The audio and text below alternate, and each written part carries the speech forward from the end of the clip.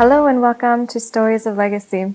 We are so honored to share with you Ben and Amber. We're in their home today and they're going to share their story with you and their pieces of advice, wisdom from their years of experience being married and having children, and also working together and sharing their dreams and visions for the future as well. So if we can just start by introducing yourselves and share a little bit about your background and who you are. Go ahead. Well, we're Benn and Amber Stumph. We have been married for it'll be 17 years in May, and we've been together since high school. So we started dating when we were seniors in high school, and got married just a couple years after that, and just really knew right away, I guess, that we were going to end up getting married. Yeah. And it was definitely mutual attraction for both of us, right? No. Ben was more interested, but I grew to love him. Yeah. But yes, and I like to share that I wasn't ready to be married when we were married, but there was an immigration factor. Yes. I was born in Canada and we live in the United States. And after dating for a couple of years, we got to the point where we agreed that we were going to get married, and we had a difficult decision to make. We had to either kind of change our plans or change Amber's plans and get married and struggle through the couple of years of marriage while we were still very young and we knew it, or we were going to have to transition to a long distance relationship while I moved back to Canada. My immigration status had run out, so it was difficult going into that decision, understanding that we knew we wanted to get married and that we weren't necessarily ready to get married, and either way it was going to be difficult. So we did one of the tough decisions and just said, let's get married and let's make this work. And I think we both, I know we both went into it with really clear expectations that It was going to be hard. It was going to be hard, but there was no out clause for either one of us. Right. We were going to make it work. So I think that really helped set us up for success, because we just never let ourselves think that if this doesn't work, we'll figure out how to split up or whatever it was. We just knew that it was going to be first take, and that was going to be it. Yeah. So we've seen a lot of changes over 16 years in our marriage. But now we have 2 kids. We have an 8-year-old Elise and a 5-year-old Nolan. And they're at super fun ages right now, because what I like to say is they still adore us, but yet we're done with the diaper bags and the naps. Yep. And so leaving the house is super easy. We can just get in the car and go. So we get to do fun things with them, but they still love hanging out with us, which is the best part. It is fun. Yeah. Yep. Very cool. Well, what do you do for work as well? I work in healthcare, which is really interesting. I really like it. I work for a company that sends nurse practitioners into homes and nursing homes to take care of elderly patients. And I work on helping make sure that they have everything they need to do their jobs well. So I work for a really big company, but it's provided us with the opportunity to take on some other things and freed up our time to pursue other things that we're passionate about. Yeah. So I work for an organization that does fundraising for nonprofits, and that looks like large gala events, which includes typically like Friday and Saturday nights that I'm traveling and meeting a team on the ground somewhere. We do events anywhere from American Cancer Society to small schools that might have like a school fundraiser. So we do all across the board. But I get to do a little bit of travel, and yet I get to stay home with our kids during the week, which I love. Yeah. It is interesting that we both have jobs that require us to travel. And sometimes it gets a little hectic and we have to figure out who's flying in and how do we make sure that we're not traveling different places on the same day or in the same week. And so far we've been able to make it work. But we're not traveling all the time. We're not traveling all the time either. Yeah. So I think both of our jobs free us up to pursue another passion that we have, which is an organization that we run together called Copper Bottom. And Copper Bottom, for us, started as a dream 6-7 years ago. Just about watching people who were running nonprofits and needed to do fundraising, and we had a lot of friends who were missionaries or were part of a nonprofit, and they were just struggling to raise money. And I remember specifically, we were sitting down with one friend of ours who was a missionary, and we just said, why is this so hard? Why? We know there are giving people. We know that there's enough money out there to do what you feel so passionate about. And the thing that you're doing is really good. So why is it so difficult to get the money from where it is to the people who need it in a way that's sustainable, that doesn't just drive the people who are doing the fundraising crazy? So we started thinking about it and coming up with some plans, and out of that came this idea, the idea of Copper Bottom, which we just started this year. So we're still trying to figure out exactly how. But the heart behind Copper Bottom is inspiring people to be generous, and people who have the means and have the ability to do something, giving them the confidence that the nonprofits or the organizations that they're giving to are worth giving toward, and just inspiring people really around the world to find something and to be connected with something. So far it's been really fun, and you get to do a lot more of the day-to-day running of Copper Bottom than I do. It's just been about creating and finding a community of people that are like-minded, and I think there are a lot of people in the world who have generous hearts, and maybe it's a muscle that they want to grow and become more generous, or they don't know how, and so we're just figuring out how to be a community that can provide resources for inspiring generosity. Yeah, and that's a cool thing. I like how you phrased it, how it's working on a muscle. Because generosity, we found in our own lives that you start with where you are. And over the years, it's been really fun for us to see and look back at our budget every year and see how our giving has been able to increase. And how our percentage of giving has increased faster than the percentage of our income growth, which for us is really fun. But thinking back 6 or 7 years ago and thinking about where we are now and what we're able to do, there is no way, it would have been very daunting for us to think, yep, we can do that. We can commit to doing that on a yearly basis. But at the beginning, flexing those smaller muscles and just saying, hey, let's start with what we are. Maybe we'll stretch a little bit this year, and maybe we'll try something new or do something we haven't done. And then over time, just like your muscles grow in your body, that muscle of generosity just continues to get bigger and bigger. And it's really fun for us now to see other people who have that inkling, that first idea that, hey, we want to be generous. We just don't know how. We don't know where to give or what to give to, and we don't know how do we let this become part of our lifestyle. And I don't know, it's been really fun this year just to see people get connected with the mission and the vision and start doing something. Yep. So you guys are just starting to live out some of the dream, the calling, the passion that you guys have. And this is something that is very new for you, but it's probably been in the back of your mind, in your hearts for a long time. And there's probably people out there who also have dreams, visions of what they want to do in the future, but don't know how to get there.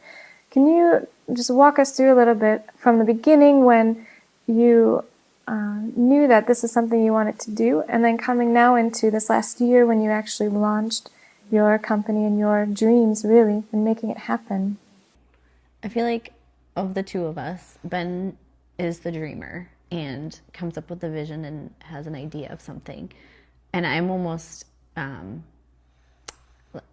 so process driven that it can be so easy for me to hold back and to want to wait and figure everything out before we start. And so I think a big part of it was talking about it for years. And then we got to a point where like, okay, we've been talking about this, we can share it. And then when we shared it, then it was real. It was like, okay, we have to do this because we've started telling people that we have this dream and we don't know what it looks like yet. But since we've now shared it, now we have to do it. Right. And then getting to the point where it's like, okay, what do we need to do first? Yeah. And I think a big part of it was for me, and I listened to a few podcasts and read a few books that were very inspirational, but the main thing that I needed to hear was just, it doesn't have to be perfect. You just need to start. Yep. And so that's been huge for us, just getting moving. And we might try something and we might decide that it's not working and we can pivot, and we've already seen that. Yep. But it's okay to just try something, and it doesn't have to be perfect, and we just need to start. Yep. But yes, we've talked about Copper Bottom for years. For years. And one of the things we got stuck on for so long was a name. A name. What do we call this thing? We have this. We want to start this organization that does this, but we don't really know what it's called. And like, how are people going to connect with that? We got really tired with calling it the organization. Yeah. And we had to just come up with something. Yes. And then you came up with the idea of Copper Bottom. I just got tired of not knowing, and so I'm like, okay, again, doesn't have to be perfect. Let's just find a name. Yeah. And so I literally started Google searching, like, what are some common phrases that you may have heard of before, but you don't necessarily know what they mean. Yeah. And so we somehow in that list, I found Copper Bottom, and I think it was literally like on my phone laying in bed, and you were already asleep that night, and I shared it with you the next day, and I said, what about Copper Bottom? And at first you're like, oh, that doesn't mean anything to me. And then we talked about what Copper Bottom actually means. And the meaning is really cool. So the meaning comes, it's basically a nautical term. Back when ships were all made out of wood, the ships that were the most trustworthy had copper bottoms. Literally the entire bottom of the ship was made out of copper. And that was overlaid over the wood. And the things that resonated really for us were the fact that a copper bottom ship, just by looking at it, if it was sitting in the water, you wouldn't know that it was a copper bottom ship. Right. But unseen. it was unseen, but it was this kind of stamp of approval that if you walked up and you said, hey, is this a copper bottom ship? And you were told that yes, then as a merchant, you'd put more trust into that ship or into that vessel because you knew that it was better supported. And for us as an organization, we thought that's exactly who we want to be. We don't have these grand ideas of starting a new nonprofit or finding a new cause or doing something new that someone hasn't thought about before, because there are a lot of really, really great organizations that are out there. Right. Our hope and our desire is that we can inspire generosity in people so that when they do want to give, they feel confident that what they're giving toward is something that's worth their time. Right. And not that we, like I said, not that we want to come up with a new way to give or new something to give toward, but if someone hears that this organization is a copper bottom organization, they feel like they have a greater level of confidence in what their dollars are doing and what their time is ultimately going toward. So the name really resonated, and I think seeing those benchmarks, those things that you kind of put stake in the ground and say, okay, once we get past this thing. And I think back 7 years ago that there were a few of those things where we thought, okay, we don't really know where this thing is going to go. And we don't even really know what it is. We just have this idea of connecting people. But we know that we need to do this, this, and this. And I think it was just being faithful with the things that we knew that led us up to it. And your ability, you said that I was a dreamer. I almost called you the executioner. You're the executor. Executor is much better than executioner. This is the executioner of my dreams. But our ability to sit down and have conversations and just say, we want this thing to happen. And I can tell you that it's going to be great and that this is going to be world changing. We're going to do this thing and people are going to be connected.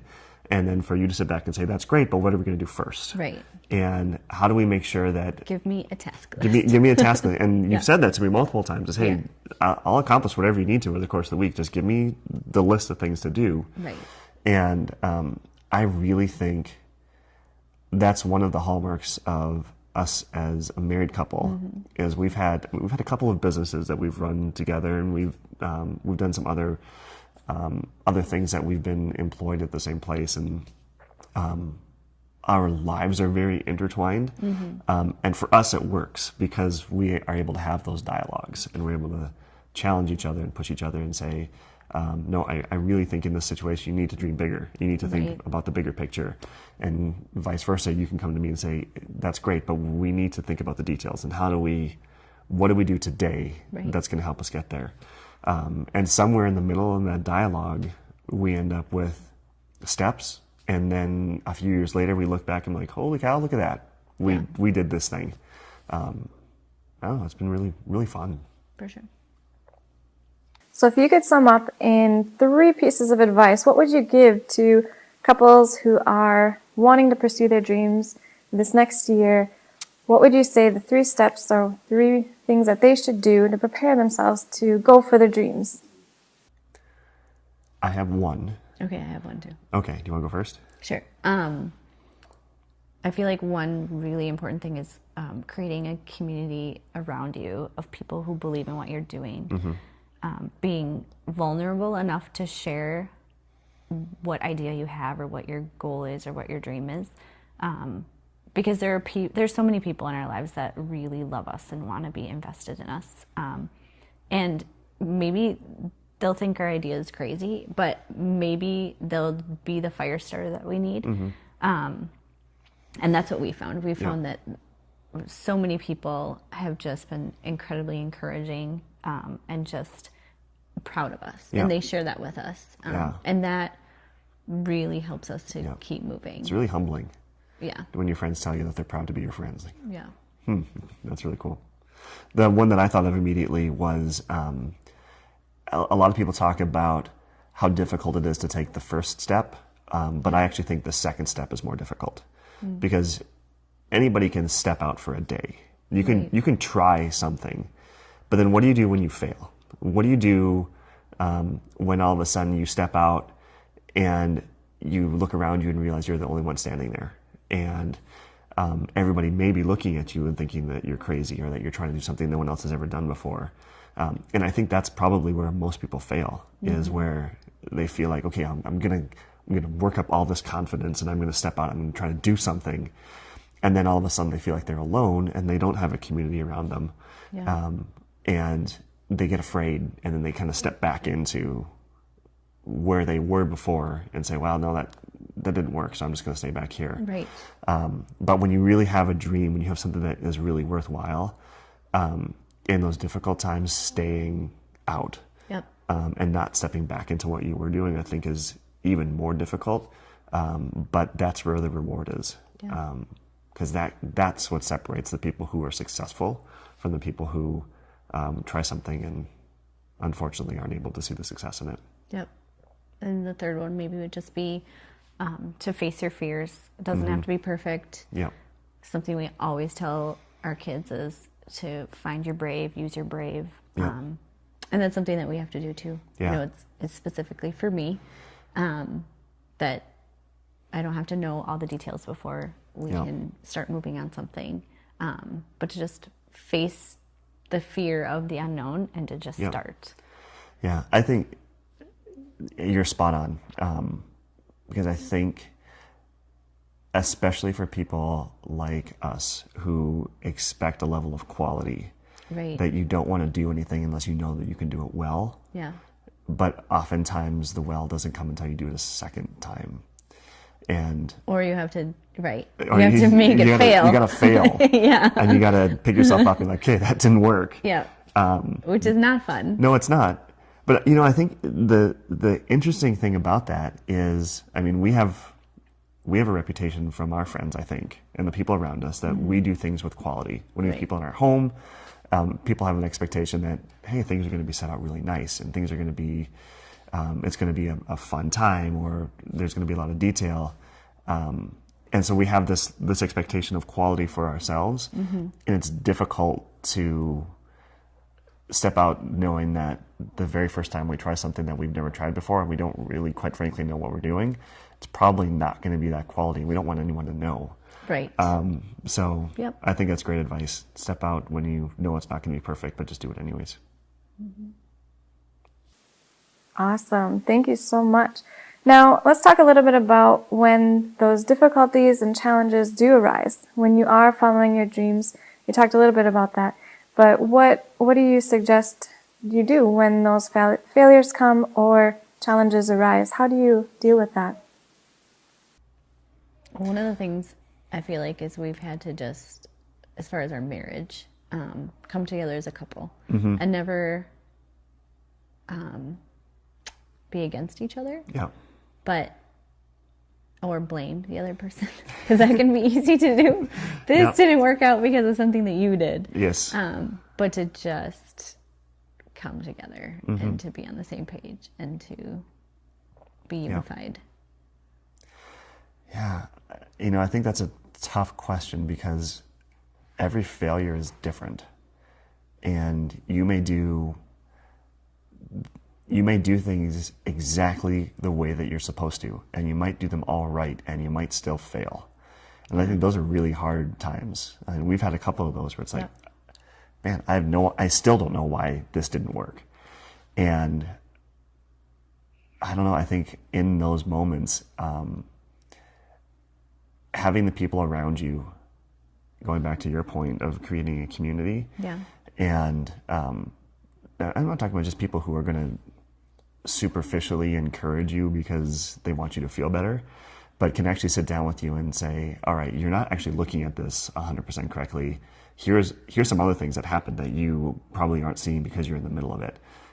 And getting that context and that perspective from people that you're really close to. So really, it goes back to your point. If you don't let people in early on, when you do come across failure, you're going to have to analyze it yourself. Right. And you're not going to be able to see all the details that someone else could be seeing. Right. And recognizing that when you do that, and really you just said it, even when it's your spouse, that when they tell you things that you did that probably weren't the best choices, they're not against you, they're on your side. So I think having that community is just really, really important. And sometimes it's not as big of a deal as it seems. Right. It's like painting a room, and if you're the one who did the work, you can see all the little tiny flaws. Yeah. But when a guest comes into your home, they don't see those tiny flaws. They just see a freshly painted room, and it looks great. Yeah. And I think sometimes we have to remember our failures are a little bit like that, where they're just little tiny flaws, and they don't have to stop us.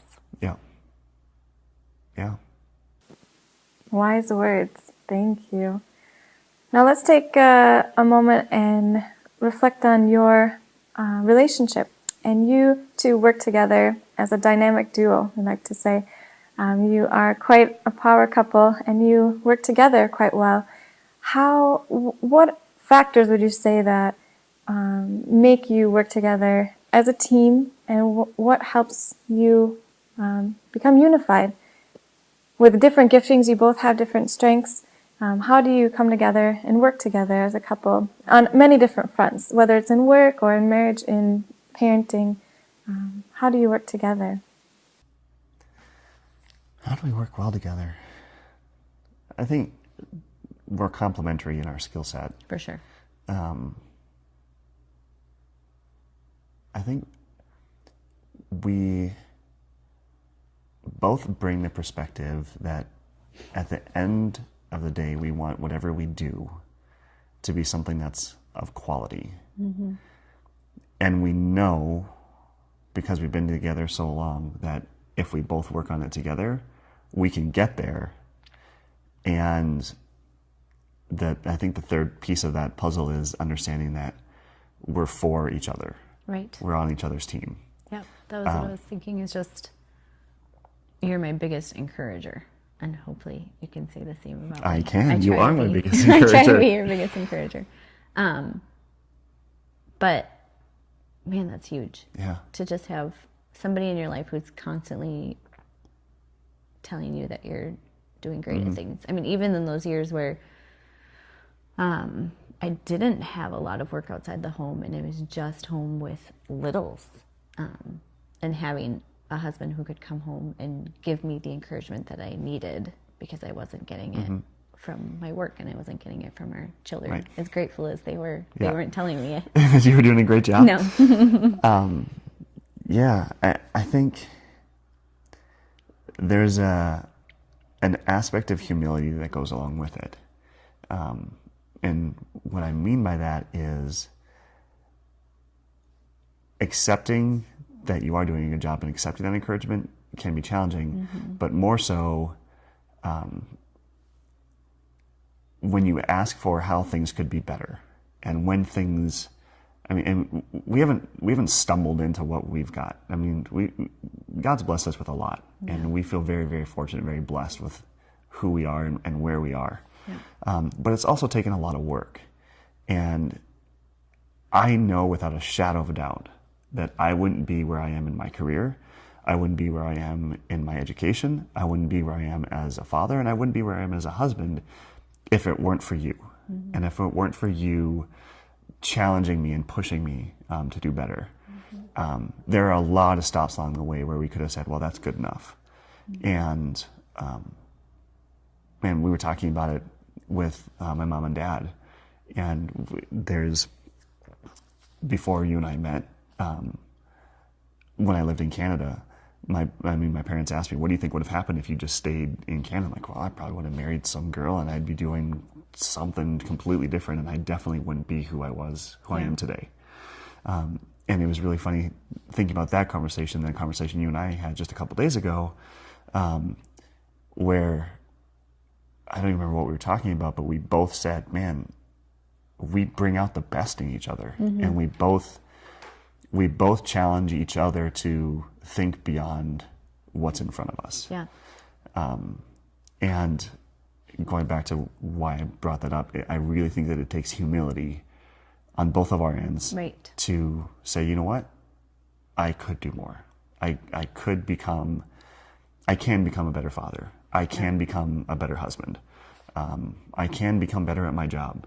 And accepting those things that sound like criticism, which really aren't. Yeah. And sometimes sacrificing. When we were first married, I had a year of college that I had to finish. And then I finished, but it delayed you being able to go to school. And I think there was a moment that was frustrating, where it was like, well, now Amber has a degree, but I don't. And then I had to sacrifice and just work and allow you to go to school and fulfill the things that you wanted to study. And I think being okay doing that. Like, for us, it's work to just kind of take turns. Like, okay, well, for now, it's your season to grow in your personal development. And, next it'll be my season, and to kind of talk through and not be selfish in our decisions, but to be selfless. Yeah. I think for us, that's been one of the keys, because we talk about those decisions as it affects our family. And you do a really good job of saying that all the time is, how is this decision going to affect our family? Not, is this going to be a good decision and help you advance in your career, but how does taking this new role, or how does moving to this new job, or how does taking this new class, or how does it affect our family life? And I mean, even to the point where in grad school, I would take semesters where I only had I would take one class because two classes was going to be too much of a strain on our family. And that was frustrating for you sometimes. It was because frustrating. You just wanted to finish. I just wanted to be, because from my perspective, I thought, if I just finish this thing, then our family's going to be better. But you really kept our family front and foremost and said, no, in this season, we need you home when you're not traveling, when you're not in school. And adding one extra class is going to be too much, and we're not going to be able to do it.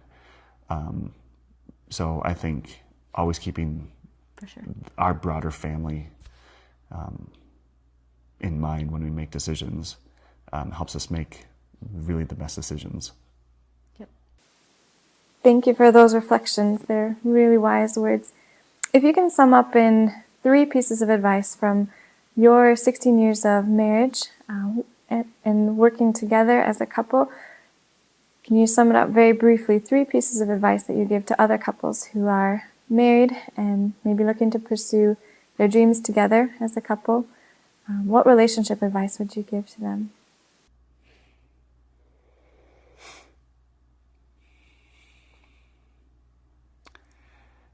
Remember that you're married, and that when you enter into business or organization or something like that, there's this part where you have to manage like you're working with a business partner. But remember that this is the business partner that you go to bed with at night. Yeah. And I would just sum it up like that. Just remember that you're married, and that when you handle difficulty, you still have the responsibility to your spouse to handle it as a partner in your marriage, not just a partner in business. Yeah. So sometimes too, like, we have to set aside time and carve out time where we get to just dream, and those things don't just happen. Right. We have to be really intentional on making sure we're setting aside that time to set goals for our family, not just personal goals, but family goals and goals for our kids and financial goals. So we try to make sure that we carve that out and we're really intentional with that. Yeah. But we also sometimes just have to have date night and have to just enjoy each other and not talk about right. And that's something that we've done for years, even before we started Copper Bond, and when we worked in other jobs together. We said, this night, everything about work is off the table. Right. And that can be challenging. It can be. And we've literally, there were times where I'm like, okay, I have to read current events today because otherwise I'll have nothing to talk about. Because if we're not going to talk about our kids and our finances and our work, what else is there? What else is there? Yeah. But it's been really good to it try has to been really good. So stretch ourselves to stay connected that way. So it's a balance of the two. It's a balance. So remember that you're married. 2 more pieces of advice. So the second one was carve out time. Carve out time. Okay. Yeah. Sorry, I thought you were building on mine. Nope. Okay. Remember you're married, carve out time. This goes along with, I think, both of them. We all have expectations that when we start something, that it's going to be like this thing that's going to last forever. Yeah. But your marriage really is the thing that lasts forever. So know that if something ever has to give, that you can always start another organization. That's good. And I think that's the one thing that is really, we decided really early on. We got some really great advice from some mentors of ours when we first got married, and we do not allow the word divorce to come up in conversation in our home. We don't joke about it. We don't, when we get angry, we don't throw it around as a tool to get the other person to get riled up or anything like that. We just don't, because for us, it's not an option. It never has been. And our daughter came to me the other day, and she's learning about blended families and different things, and she came to me, she's very concerned, and she said, Daddy, what if you and Mommy ever get divorced? And I said, don't worry, it's just not going to happen, because for us, it's just not an option. I know that can sound arrogant, and it can sound like, well, what do these kids really know about being married, and why would they say that that's not an option? But it just, for us, it just isn't. Yeah. And if Copper Bottom were to go nowhere, that's fine. But this has to stay. And I'm not willing to make decisions that make Copper Bottom be successful at the expense of this. Yeah. So what do you call that? Honor your marriage? Honor your marriage. That's a great one. Yeah. But is there a question you have to others that are watching this you might have? Creating a life of generosity is something that we've noticed generosity isn't something that people openly talk about. And I just find that so interesting, and I would like to know more why. Why is it that when I sit down and have dinner with my friends, one of the topics isn't, hey, what are you giving towards? Right. And what is it that holds us back from sharing that or having that be at the forefront of our lives? Right. I think that's a really good question. Yeah. There's something that holds us back from feeling like those are conversations we can have. Right. Because it could be this really, really cool thing that if we were sitting down with groups of people and just saying, hey, I found this thing and I think it's really making a difference, and this is how we're supporting it. I know that if some of our friends came to us and said, hey, we're doing this thing, we're like, well, let's take a look at it. See what is it? How can we help? Because if it's important to our friends, then Yeah. it So could be important to us.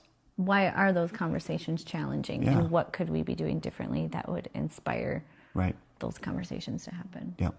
Great question. Yeah. Thanks.